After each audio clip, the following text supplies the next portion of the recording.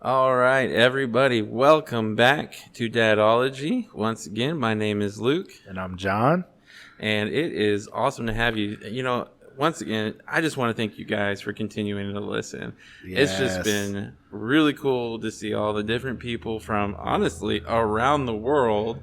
Yeah, I did not expect that. When you said we had one from Belgium, and when the last one came out, Luke messaged me and he was like, all right, the episode's about to drop. Let's see if Belgium listens. And he was like, Belgium, listen. I was like, that's amazing. Listen, and person from Belgium, if you're listening again to this one, shoot us an email. We want to meet you. We want to know who you are, things like that. Honestly, anybody.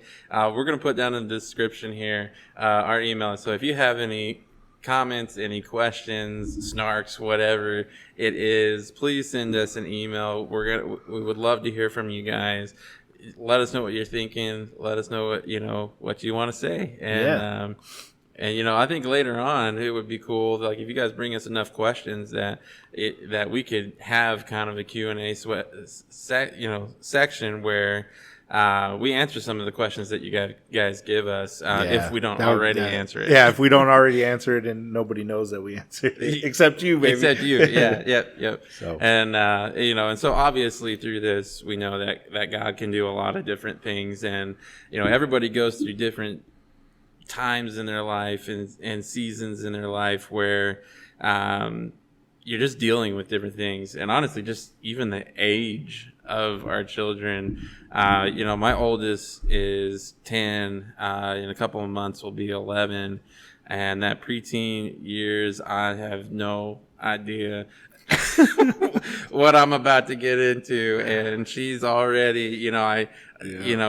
she's already got the whole talk back, and you're gonna rely heavily on your wife for that one. and it's honestly that I do, and there's definitely been times where she's like, you need to learn how to speak to a teenage girl better. And I'm like, I'm not a girl, though. I don't know what else to do on this. And so it has been a huge... Yeah, I'll have that coming up. Yeah, it's true. In, a couple of years, honestly, it goes by too fast. Yeah, I was about to say, it's probably sooner than I think, even though seems right now it's far away. Well, listen, when the kids, they go through the teenage years twice, when they're 3 and then when they're teenagers.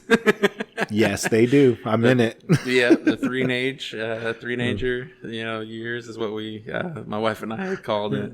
But man, but for preteen starting way sooner now. Oh gosh, that's a whole nother topic for another time right there. But guys, we've been going through, and we've been really kind of digging into the verse in Deuteronomy, which we're going to read it here. And in these previous, weeks and podcasts that we've had, we've really wanted to just bring out that calling in your life of being a dad, remembering that mission, modeling what it's like to be, an adult in the world, right? And what it is to follow God. And then also how we're supposed to mold and teach and train these things to our kids. And then now we're going to really talk about magnifying the good. And this one's probably one of the most important lessons to learn, especially as we're training and teaching. Yes. And because it's so easy to just not look at the good things and be like, okay, this is where they're messing up, and pulling those things out rather than talking about what they're doing doing right. Yeah, we get stuck in the mundane of every single day. We're doing this. We go to work. We got household things to do. The weekend comes. We got life that we got to do, and it's very easy to forget to magnify the good in your kids instead of just always trying to correct them. Right. Our words have power. What we speak, the way we speak them, and when we speak, knowing when to say things, that's an important thing. All of those things, if we do that in alignment with God's word, it's going to shape our children and, into godly, adults. At least that's the hope. They still have to make that choice. Right. Just like we said last time, it's you plant the seed in them, and when they are at that age of on their own, it's their choice they got to make. Yeah, absolutely. And so, but I think the when we speak, because here's one thing that I have to learn, especially with my children, is the fact that I can't say everything that comes to my mind, and I shouldn't say everything that comes to my mind. In fact, if you just read through Proverbs, they kind of deal with that, a lot of the fool that continues to run his mouth, right? Yeah. So I definitely have had plenty of moments where I look like a fool because I said something when I should have just been like, that's not worth it. That's not a good time for guilty. that. Well, I heard something once and it falls right into that. It's like from a distance, two people arguing both look like fools. Like from a distance, the person doesn't know who's the fool and who isn't. You both look like fools. That is very true. And so, but the goal is we do want to magnify the good. So our verse, Deuteronomy chapter 6:6-9. And these words that I command you today shall be on your heart. You shall teach them diligently to your children. And you shall talk of them when you sit in your house, and when you walk by the way, and when you lie down, and when you rise. And you shall bind them as a sign on your hand, and they shall be as frontlets between your eyes. You shall write them on the doorpost of your house and on your gates. Once again, so as last week we did stick with a lot of that section of shall be on your heart, and you shall teach them diligently to your children. Well, this is just adding on to that same part of this verse here is not only, yes, we're doing this, but this is more of a practical, this is how you do it. Yes. and what you're to magnify. And so as we look at the verse, it's apparent that communication is key when you're just talking with your kids and knowing how to properly communicate those things. 1 Thessalonians 2:11-12 says, For you know how, like a father with his children, we exhorted each one of you and encouraged you and charged you to walk in a manner worthy of God, who calls you into his own kingdom and glory. Now, this is him, talking directly, he's writing the letter directly to the church at Thessalonica. Mm-hmm. But it's interesting how he makes this comparison of as a father talks to his children, this is how we wanted to communicate with you as a church as well, right? As a father, we should exhort those in our house. We should encourage the ones in our house. We should charge people, push a little bit, right? Right. To walk in the manner worthy of God, the one who calls you to take dominion. So we're going to talk about 4 intentional ways to magnify the good. So number 1 is we're going to value their uniqueness. I think that's a big one, especially if you have multiple kids, because absolutely. They're all different. They might have some isms that are the same that they probably get from you and things like that, but who they are, they're all different. Yeah, I have 4 kids, and each one acts quite a bit different from the other. Now it's going to be, my 4th one. He's only about 10 months old. So he hasn't quite come into his personality yet. But I can see some stuff that I'm like, this dude's gonna act just like me. This ain't a good thing. I'm like, he already looks like me. Let's maybe take some. Let's just hopefully he acts in good ways. Yeah, take the good. Take the good things, please. Because I'm not perfect, and I know that, and I'm asking forgiveness all the time. But. Absolutely. There are going to be similarities into all the children just because, I'm dad, my wife is mom, right? They're going to both, or all of them are going to take certain things from us that are going to be similar, but maybe the way they express those things. Yeah. And for you dads out there, that's the part where how you respond is important. Yeah. Because if they take those similar things and they respond with them, or they use those things differently, it could be triggering for you in a way that you respond in a way that you shouldn't respond. They're not doing anything.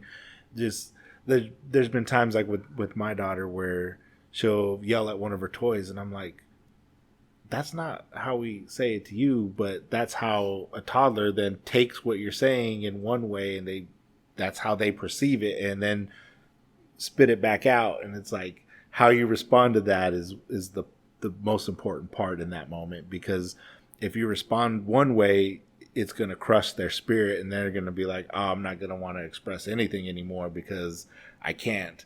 Or if you don't correct it, if it's not necessarily the way that you were like, hey, that's not the way I was expressing that, let's work through that, then they're just going to think that it's okay to do that. Right. And so I think that's a very big point, that some of these things are the way they respond is going to be a big deal in how you respond to that. Yeah. And to also kind of go back, and just kind of add on to all that we've been talking about. I actually had a situation, not a situation, but a conversation I had to have with my oldest, because she started watching, I think it's called Cheerleader Moms or something like that. It's one of those really dumb reality shows where moms are flipping out way more than the daughters are, and the daughters are like confused all the time, but then the daughters flip out just like the moms do, and and their marriages are all in tangles, and there's just like a whole lot to them, and there's drama, and of course that's the whole part of the show. Sells the show.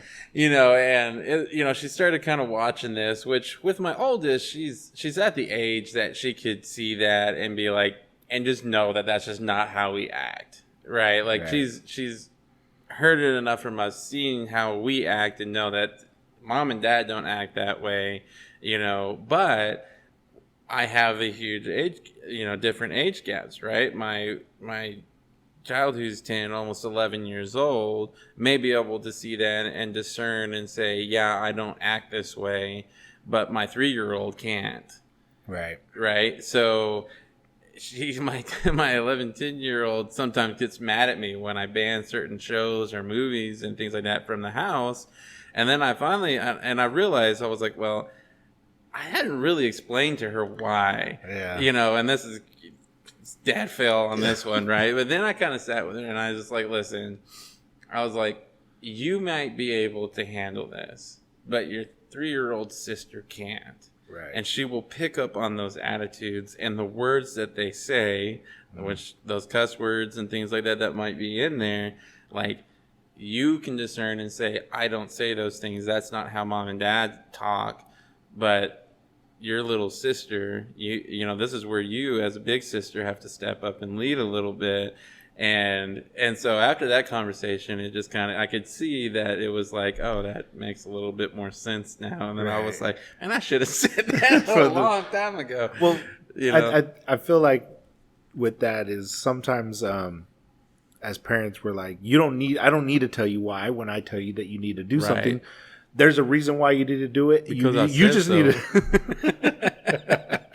You need to do it, and I'll tell you the why when you need to know. Because sometimes it's like an emergency situation where it's like, I don't have time to stop and explain this to you. You need to be able to say, hey, if I say get in the car, you need to get in the car. Right. But sometimes it's like, okay, now's a moment where I need to tell you the big picture. But we get so caught up in the moments where we're like, I don't need to tell you why right now. Right now, you need to listen. And why I'm telling you this is because I need you to do this. Right. And we forget that sometimes we got to go back and tell them the why. Even in those serious moments. Hey, this is why I did this in this moment. This is why I shut you down, and I needed you to listen. I needed you to hear me. Yeah. And then sometimes it's TV, and you're like, oh yeah, let me go, let me throw that back in there so you understand. Yeah, no, and you're exactly right. There is a time and a place, and that's kind of going back to the when to speak. In an emergency situation where there's somebody who's super sketchy walking down the road that don't live in the neighborhood, you don't know who they are. Yep. They may be totally fine, and they may have just moved in the neighborhood and they're walking their dog, but you don't know that. Right. And my girls who are out there, I'm going to be like, hey, let's come back towards the front of the house here where I can see you, right? Or I might just go stand out there, because I don't know in those situations. And, but then later on, especially with my older girls, have that conversation, when, because when they can handle that, like, not all people go to church, not all people, act in a godly way, that we have to be careful. But then, there are situations where I could have in that very moment, many times before, when I said, hey, let's turn this off because this, and this, but I didn't, once again, dad fail. I will say to that, for all you dads out there, if you're always at a 10 with your kids, when it's an actual emergency, they're not gonna know. That's true. Because if your kid is running out in the street and a car's coming and you yell at them, they're just gonna be like, dad always yells. But if you learn how to regulate that, and I'm still struggle with that many times with my kids, and when an emergency situation comes up and you're like, hey, they're gonna register, dad's at a different octave, something's going on, I need to listen. Yeah. And then it's like you can actually do some good in those emergency situations for your kids. But if you're always at that level for all the little things, it's like crying wolf. When it really happens, they're not going to believe you. We see 4 different things. Like, we talked a little bit about this in the last podcast, about how there's just different ways that people learn things. And we talked a lot about with us, we just want to get in there, do it, fail, learn from it, and then just, and things like that. But each person, there's 4 major types of learners, right? There's people that want to see it, people that want to hear it, people that want to write it down and take notes, and people who just want to do it. But on top of that, of how they learn, there's also a love language that causes them to feel loved and valued. Yep. And that's also really important. It is. So it's one thing to be like, okay, I recognize that my kid doesn't want to listen to me try to explain it. They just want to get there and get their hands in there and try to do it. And, but then how you respond to them, like your kid might be somebody who tends to go towards like the acts of service, that they may want to just get in there and do it, and then you just tell them how great of a job they did, and thank you for doing this for me. And then, but they see that, hey, what I did was good and it was accepted, and even though that mac and cheese that they may have been awful, but the fact that you recognize that, hey, I'm so thankful that you did this for me, right, and that's that act of service. But if it's on the other hand of that, somebody who's like the words of affirmation, like they just want to hear how great of a job they did, right? So somebody who's acts of service doesn't care necessarily about, they care about the quality of the job, but your words don't mean as much to them. Like, you could tell them all day long that it was great, it was awesome, it was great. They just want to know that, hey, you've recognized that they helped, that they did something, and that, and have that recognition. But definitely that words of affirmation, because I'm just thinking about my kids right now, my different kids, because each one responds good to how they respond to you. I'm thinking about me, like I'm a words of affirmation person. I am as well. So it's like, I don't need you to tell me I did a good job, but when you do, it hits home. It does. And honestly, like my oldest is more like her mom, acts of service, like doing those type of things is how she feels love. But her way of feeling love is like she loves, which I love this too, because now she's actually getting really good at like cooking stuff and doing that stuff. Because at first it was like, you're making a huge mess, and things like that. But now she's getting to the point where she's doing it correctly, but just me acknowledging like, hey, thank you so much for doing this for me. I started to notice a difference, whereas, my 8-year-old, she'll do something like that, but if I just say, "Hey, thank you for doing that," then she's just like, "Oh man, no, Dad didn't like it." yeah." But if she draws me a picture and puts it on my pillow, and I look at it, and it's a monkey flying an airplane or whatever it is, that girl has a creative mind.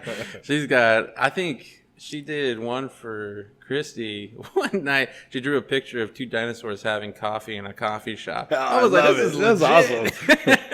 And so, but like for that, if I come in and be like, "Dude, that picture was so awesome and so creative," she lights up. Yeah. Right. Yeah. And it'll be interesting to see how my 3-year-old and 10-month-old, as they get older, kind of adapt into those different love languages to see what they're going to be in that. But it just changes how you react and what you say, with your kids. And it's one of those things that it's going to change between each kid. And just recognize that, if your oldest kid doesn't like you sitting right next to them all the time, because they're not really like physical touch, and they may not even really care about the quality time, with you, that's nothing offensive. Yeah. Right. That's not like, "Oh, I hate Dad." Right. That's just, my oldest, she's exactly like that. She like, if I want to annoy her, I just give her a big old hug and not let go. And she just is like, "Dad, get off of me." Right. But my 8-year-old and my 3-year-old, for sure, they both want to be next to Dad. Hug Dad. Yeah. Let me hug you. If they're sitting next to me, their head's on me. If not, just all the way sitting on me. Which, honestly, I absolutely love all of that. And so, but real quick, like, I don't want to call anybody out, so don't take this that way. Yeah. But I want to challenge you guys. If you don't know how your kids are in those areas, like how they want to learn and how they feel loved, I challenge you to this week or this 2 weeks till the next one comes out to find those in your kids. Yeah. Because they're there. And I want to challenge you to go find them and recognize those in your kids and start to acknowledge those things in your kids and watch the change. Yeah. Yep. And this might be offensive, but put down the phone. Put it down. I was speaking to myself. I'm getting better.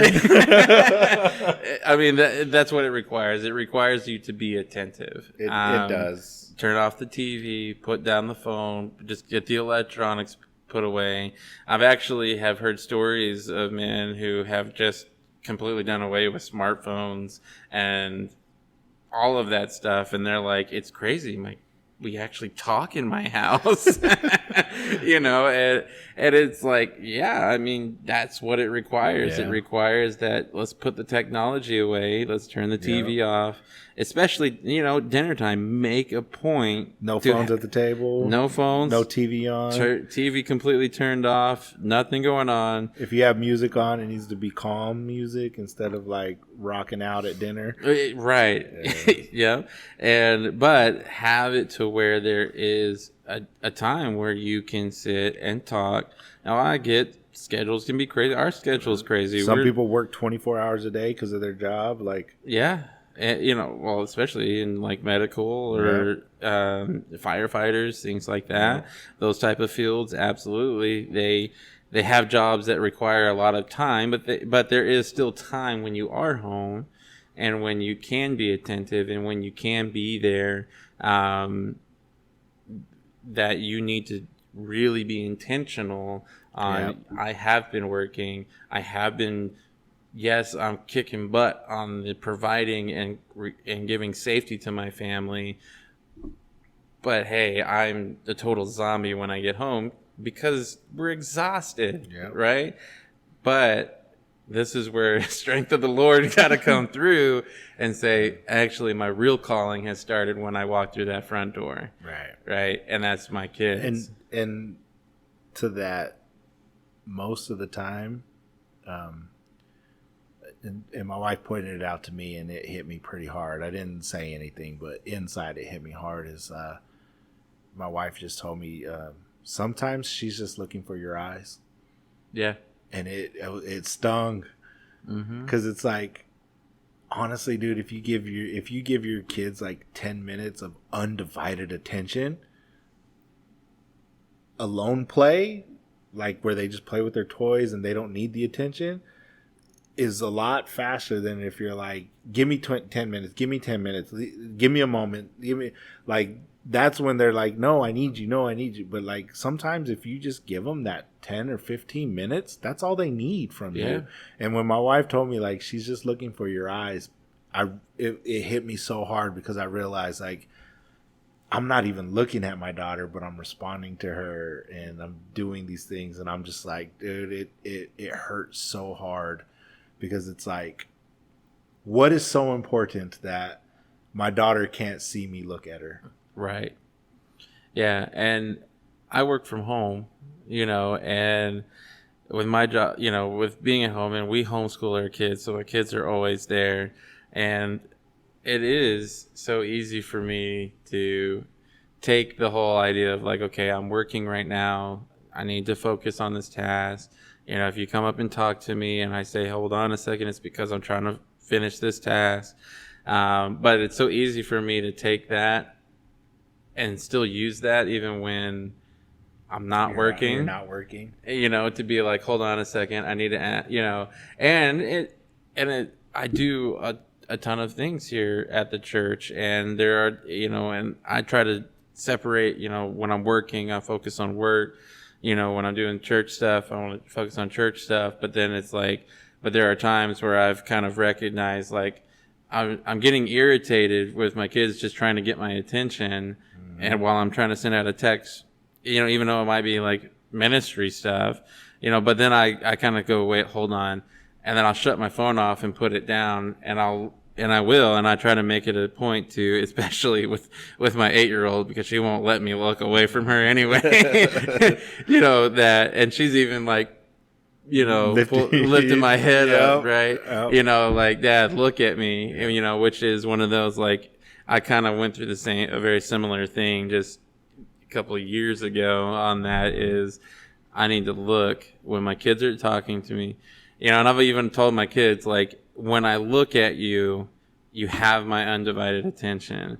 And so that's one of those things, is like, for them to also recognize that, especially while I'm working, that until I look at you, then I may not completely hear you all the way through, but it's one of those, I have to actively, like, listen and take the time and focus in on the conversation. And so, but in addition to that, to all of these things that we've talked about, they will also have, God-given personalities. And so in order for us to magnify the good in our children, they must know their uniqueness isn't a burden. Yes. Right? Dude, I saw something today, like literally today on Instagram. It was somebody, I don't even know who it was. It just came up, and what they were saying was, like, in those moments where your kids are a burden, or they're doing something and you just want to get irritated, and you just want to get mad at them, you just want to yell at them, like, what are you guys doing? He said, in that moment, close your eyes and imagine you're 80 years old and you had a time machine, and this was the only moment you could have with your kids again. And it just made me stop and realize, like, all the crap doesn't matter. Right. They're kids. Yeah.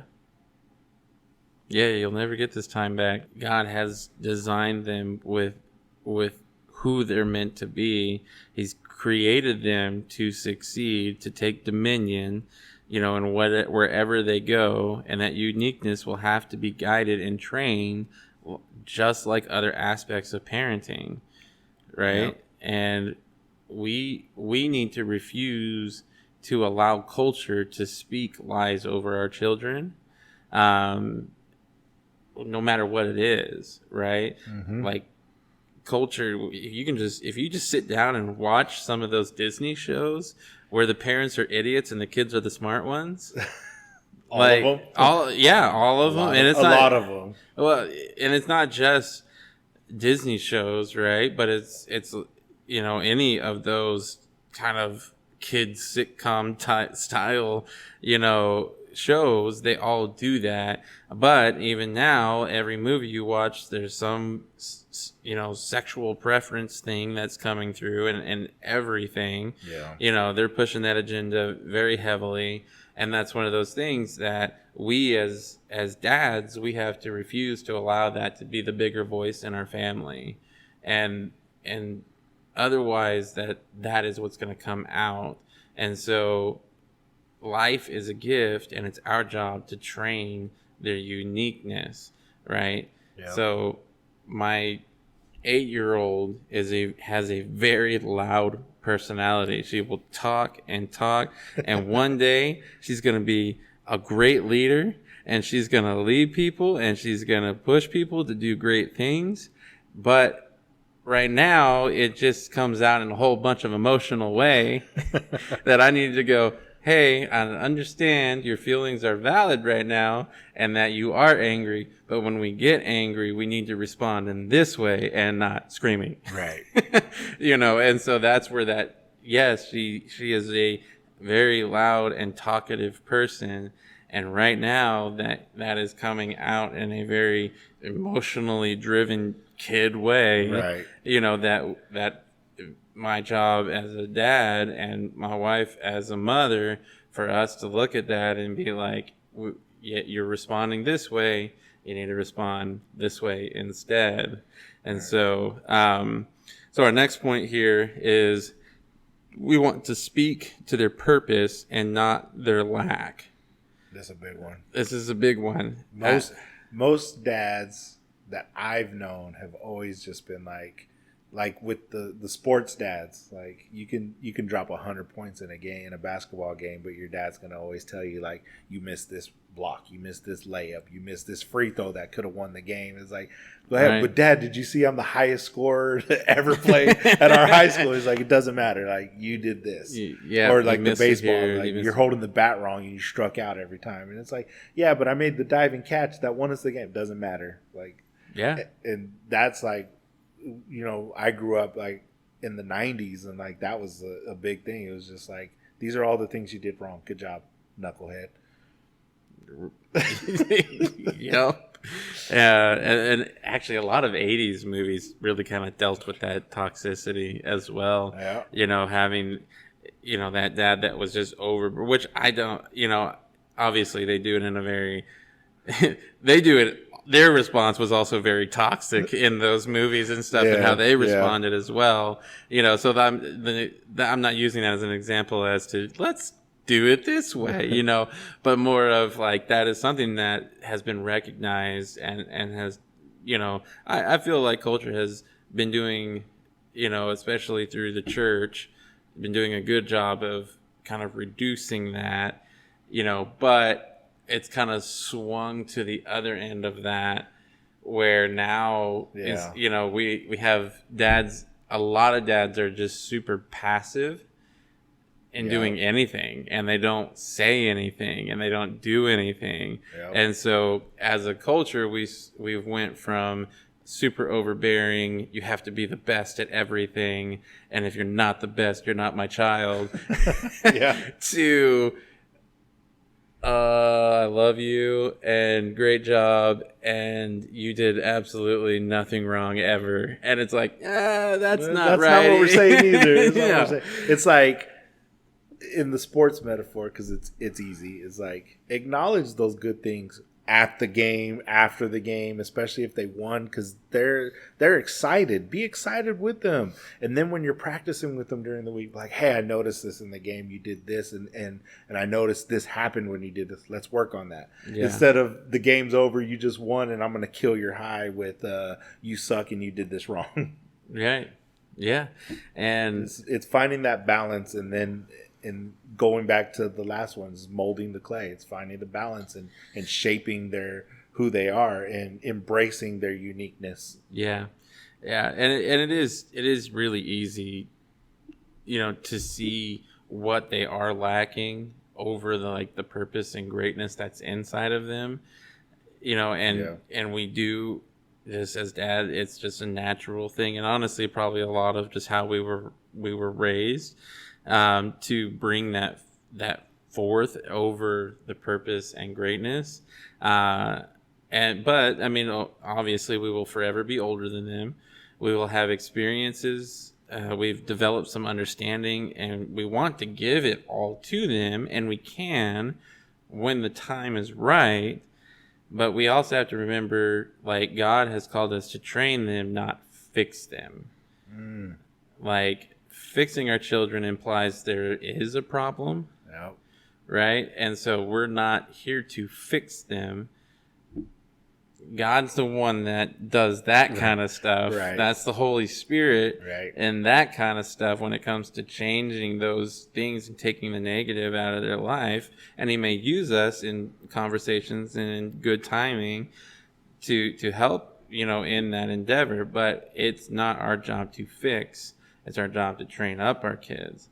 And so, but we have to understand the difference between being coaches in our kids' life and not critics. Yeah. Right? Because as a coach, coaches have to know their players. Right? Going back to the sports, metaphor, coaches have to know their players. They love their players and they challenge their players. Yes, there's times where you have to have some hard conversations. You have to push a little bit, pick them up when they're down, have some conversations but you're going to challenge that. We're going to love on them. Them, right? But it's always for the betterment of the player. It's because those as a coach, you see the gifting and purpose, and you're trying to form that character, out of them and put that into life. And then so obviously in a sports metaphor, that's easy, especially for dudes to really see that, especially if you've played sports at all, that there have been people in our lives that have been coaches, and that, yes, they push, if you're starting to run a little bit slower, hey, speed it up, Rollins, speed it up, right? All right, come on, lift that. You can lift that. I was a football player, so I remember hearing all of that from the coaches. Rollins, you need to pick it up right now. But that was the thing, that I needed that to get better and to move forward. And that's, as dads, we have to know our kids. We gotta learn how to love our kids through their love languages. Yep. And then we're gonna challenge them to be better and to push forward. But we're not critics, because critics only think about themselves, and so it always comes back to them. Right. So as a critic, if I'm a dad and I see that they've done something wrong, going back to the sports thing, and you immediately point out, oh, you did this wrong, you did that wrong, you did this wrong, and before I've even talked about anything else, but that always comes back, oh, I noticed, and I would have done it this way. Yeah. If I would do this, it would have been done this way. Right. This is the right way to do it. Right. You were wrong. But that always comes back to you as a person. So when you're talking to your kids and when you're having those conversations, recognize that. Am I being a critic right now? Am I thinking about how I would do it? Or am I thinking about how to develop that in their uniqueness? Right. And noticing that. Recently for me, I've noticed somebody said something once, I don't even remember what it was, but I've noticed it now every time. And back to the fixing a problem. And whenever my daughter does something and I respond however I respond, usually it's well, if you weren't yelling, I wouldn't have to raise my voice at you. And that's fixing a problem. That's telling your child they're a problem and they need to be fixed. Right. I heard that, and lately I've really been trying, when I start to get to that, well, if you didn't, I'll stop and be what you did made me feel this way. This is why I responded the way I responded. Let's work together. And just that little change. And at first my daughter was what you talking about? What is this? What? But right. it goes back to that. Your kids are not a burden. Your kids are not a problem. They just, you got to train them.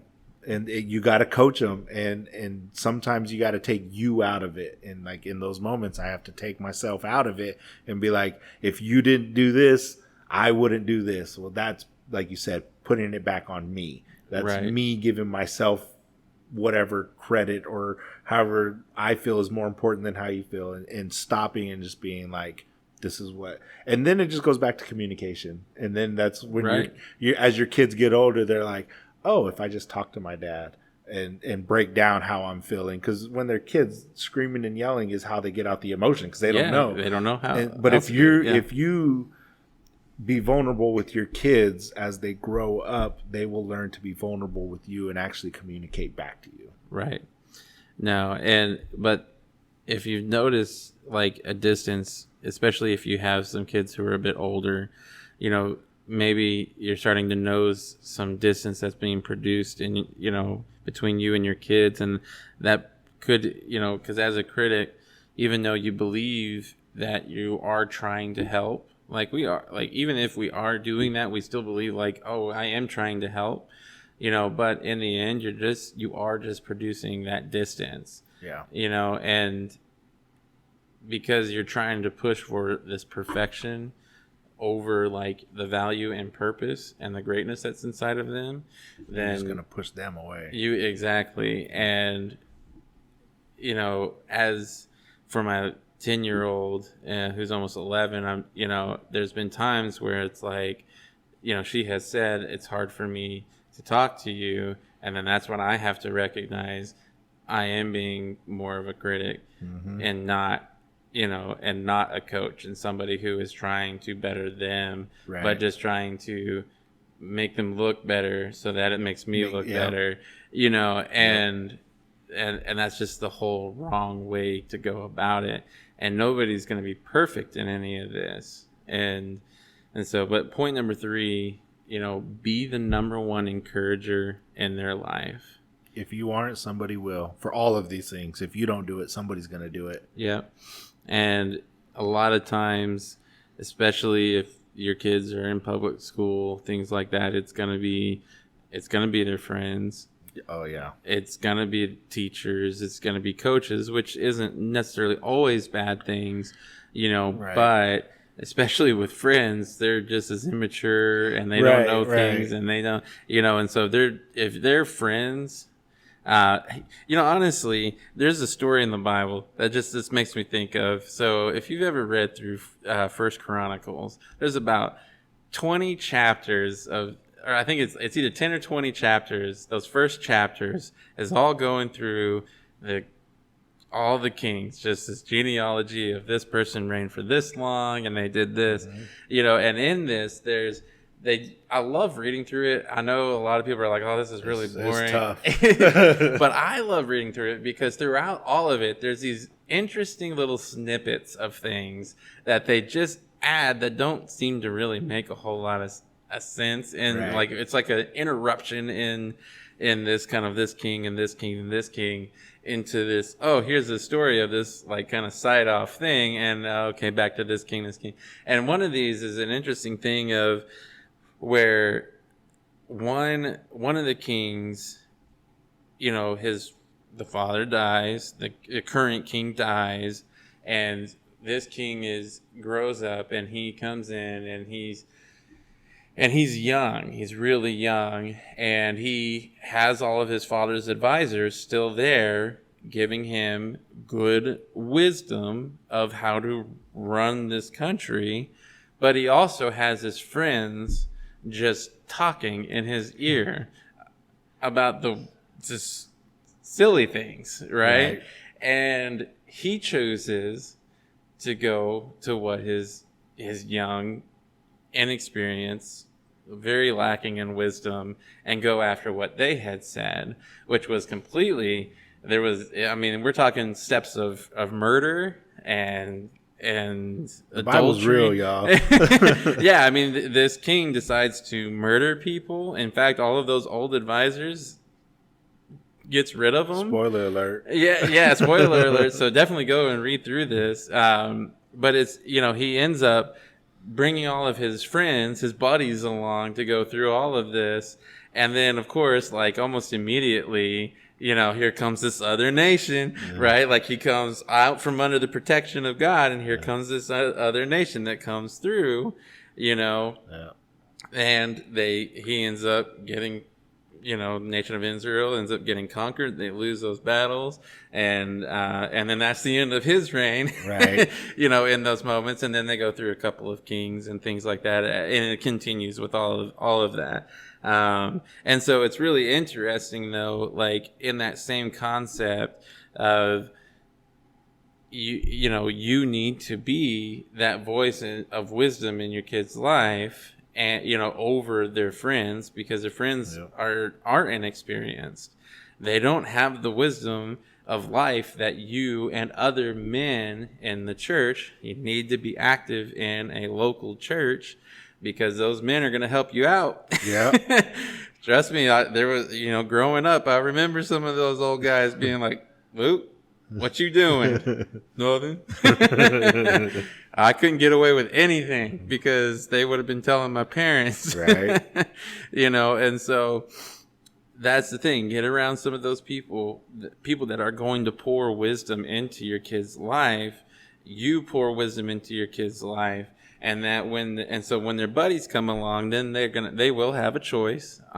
Just like this king did, he had a choice to listen to the advisors of his father or listen to his buddies. And he decided to listen to his buddies. Right now, your kid will have that choice come eventually. Right. There's going to be times where they choose the voice of their friends, and it's not going to work out. Oh. And that's where this is in those moments where you don't immediately become that critic, right? This is when you go, instead of coming in and be like, "I told you so.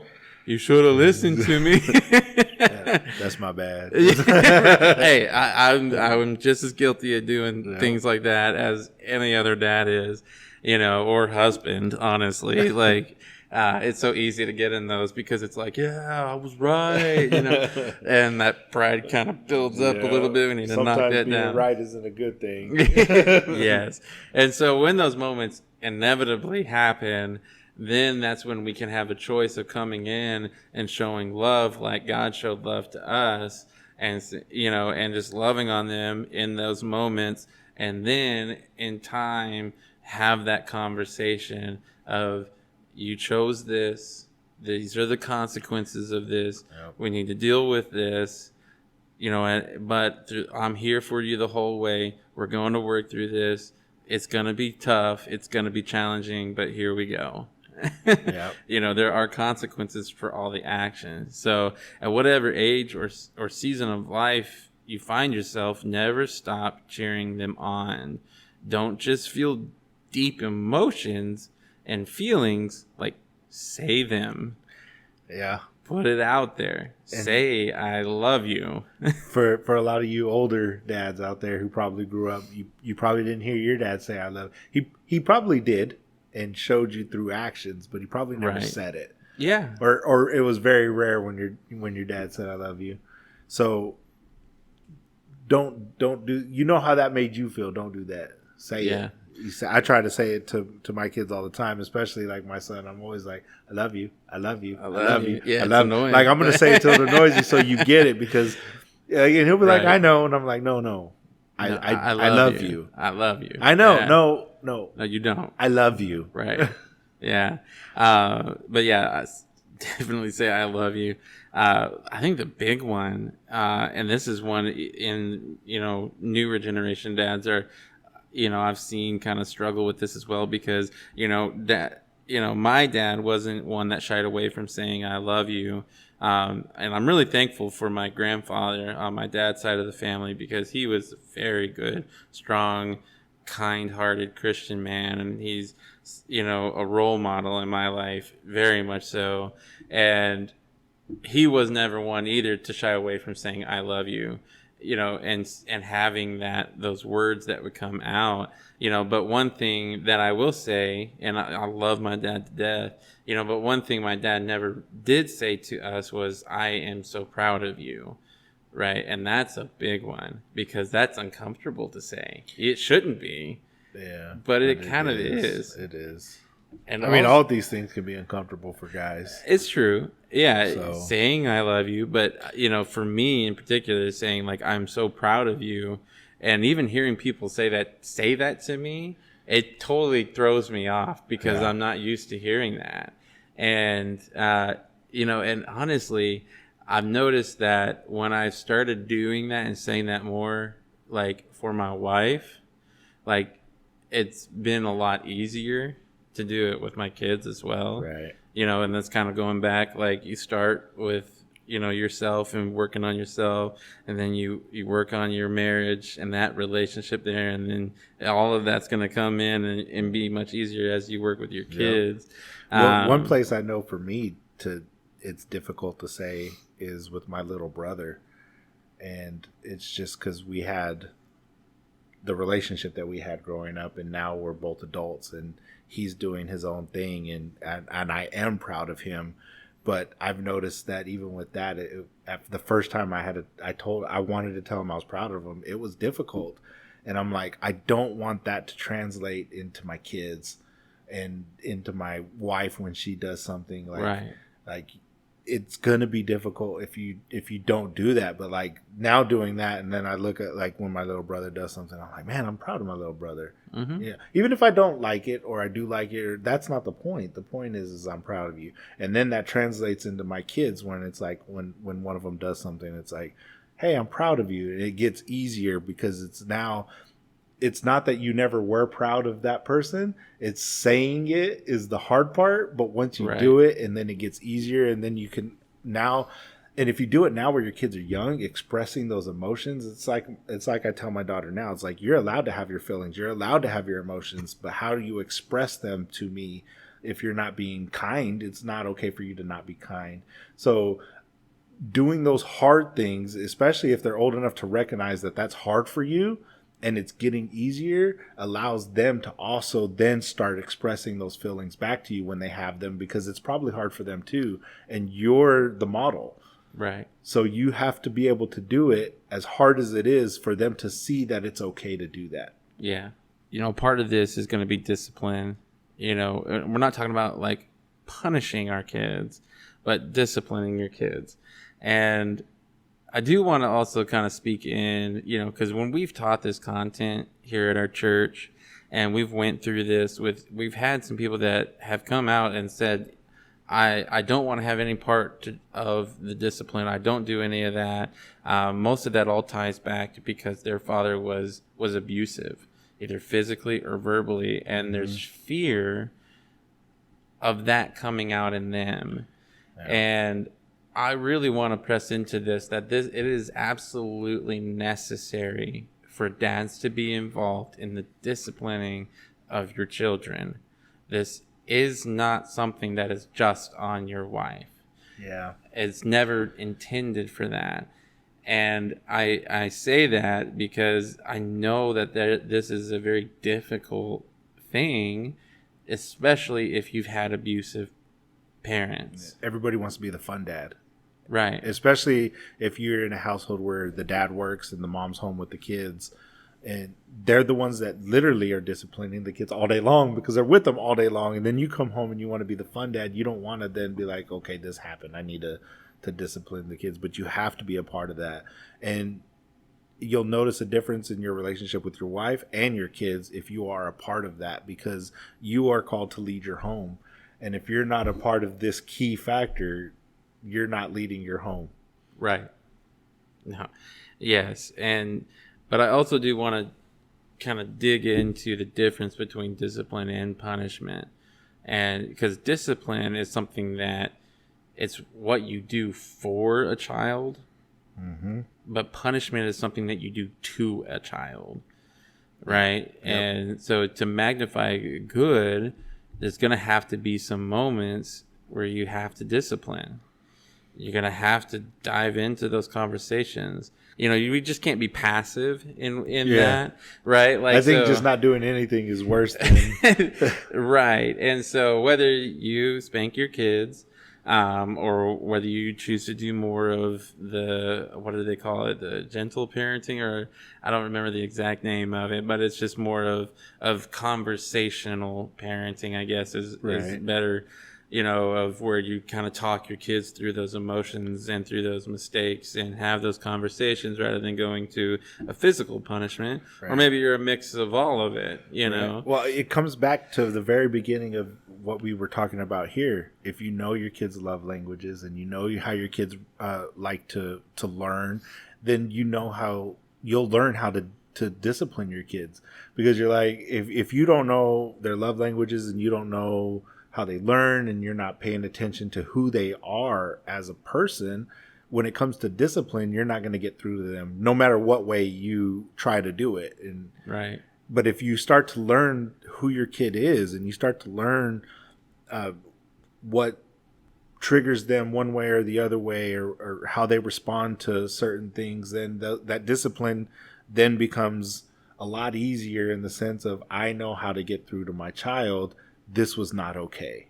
Right. Yes. And when we kind of look at it, there are kind of two extremes of fatherhood, right?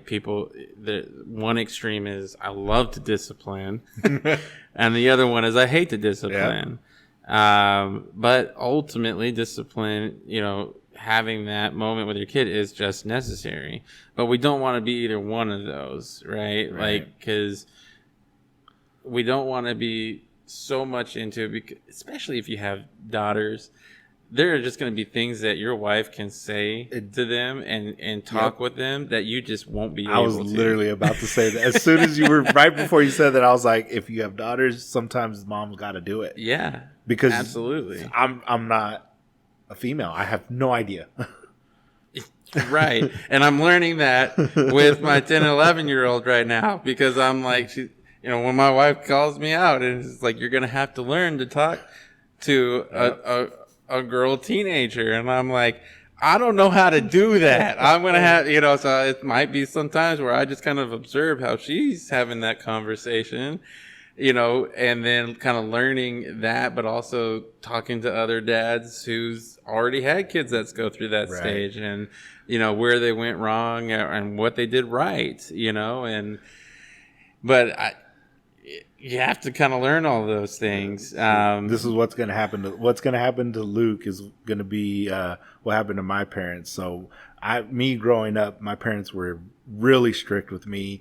Like, I had like early curfews where my friends were like much later. They could do more things. Like, it was just really strict with me. And then my brother and sister, because I'm much older than they are, they start coming up in those things, and those restrictions weren't there. And I was like, yo, what is going on? And, now as an adult, me and my mom were talking one time more recently. And I was like, yo, Mom, what's up with that? And she was like, mijo, we didn't know what would happen, or you were the first one. Like, we had to learn. And she was like, when you didn't die, it was okay to let them do things. And I was like, I mean... That's what. So to Luke's oldest, sorry, I know what you're going through, because he's got to learn, and it's not anything to you if what looks like to your little sisters is better than you got. We just got to learn, and realize what works and what doesn't work. Well, and I've said this before. I apologize to my oldest all the time, because I'm like, you are the guinea pig, and I am so sorry. I mess up, and when I mess up with you, it makes me a better father to your sisters and to you in the long run. Yeah. And I tell her all the time, like, I'm so sorry, that I don't do it all right with you, but it may seem that I do it better with them, and that's because I've learned and I've grown. And so I ask for her forgiveness all the time. But that's a big deal. Like, you recognize that right now, instead of when she's like 30 years old and like finally says something to you. And that's part of everything that we're ever going to talk about on here, is not just teaching your kids, but it's teaching you too, because it's all the things that we have to learn. For all you people out there that are fixing to have a baby and you don't have one yet, here you go. Here's all the information. This is what's going to happen. This will help you. Yes. This will help you. This will help a ton. And for those who are about to have their first kid, find a group of dads. Yes. It's so important. The wisdom and knowledge that they share. Yes. Even if it's nothing to do with the Bible, nothing to do with church, just being a good dad, like it's all there. Watching them, how they react with their kids. I will say when my family first started coming to church, I was like, I don't really want to do this, whatever. And then this church does life groups, and I'm like, what are life groups? Like I grew up Catholic. There's no, like, there was church things, but it wasn't like life groups and having community with people. And so I was like, dad life, whatever. I'll sign up for this and go. And it was hard for me. Like, I didn't want to do it, but it's become like the best group for me.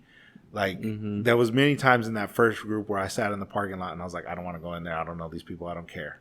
And then I would eventually go in, even if it was a little bit late. And fashionably. And, now, like 2.5 years later, like, I'm doing a podcast with one of the people in the dad group. Right. And it's just amazing if you just open up a little bit. Right. And step into those things, what you can learn and how it can change your life and how it can make you a better father, especially if you're a first-time dad. And you're like, I don't know what to do. I got this kid. They're screaming. I'm trying to figure out what's going on. Like, those are the people that are going to be like, let me learn you, though. Yeah. Yeah. It's necessary, and so we're going to go ahead and wrap this thing up. And I just want to encourage all the dads listening is you've got this. You can do this. Yes. You can win in being a father.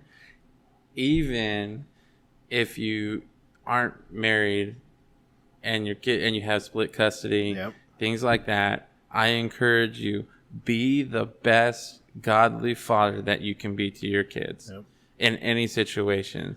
And you can do this, and you can win in this. Yep. And so speak words of life over your children. The Bible says that children are a blessing from the Lord, even when they're screaming. Yes. They're a blessing. They Lord, are. Sometimes it might be, Lord, thank you for those little blessings. And other times you're going to look and be like, man, thank you so much for these blessings. There's going to be times where they test you because, God uses so many things for us to learn how to love like he loves, which is unconditionally. Right. And so we show them every day what unconditional love looks like. We want them to love life, enjoy life, right? Mm-hmm. Speak into that. And that will only happen as we as dads focus on more of what they, what they are adding to the home and those around them, rather than always calling out what they aren't doing and what they don't know. Right? They're not adults. They don't have life experience, right? So we can't expect them to act as we do with all of our life experience, right? And so speak that life into them and really pull all of that out of all of the good, magnify all the good that they have and that they will bring, and you're going to start seeing your kids take dominion in everything that they do. And so we're gonna go ahead, and as we do every podcast, we're gonna close out in prayer. John's gonna lead us this time, all right. And so guys, just join us. Thank you, Father, for bringing us here tonight. Thank you for all the people that are out there listening, all the dads that feel like they don't have anybody, Lord. They have you. We just thank you, Lord, and I pray that as we go forward in these next few weeks, that you just open our ears, open our eyes, open our hearts to our kids, that we see our kids and that we listen to our kids, and that we magnify that good in our kids and embrace the uniqueness that they have, and that we can really just be that father that they need us to be, just like you're the father that we need in our lives. And we just thank you, Lord. Amen.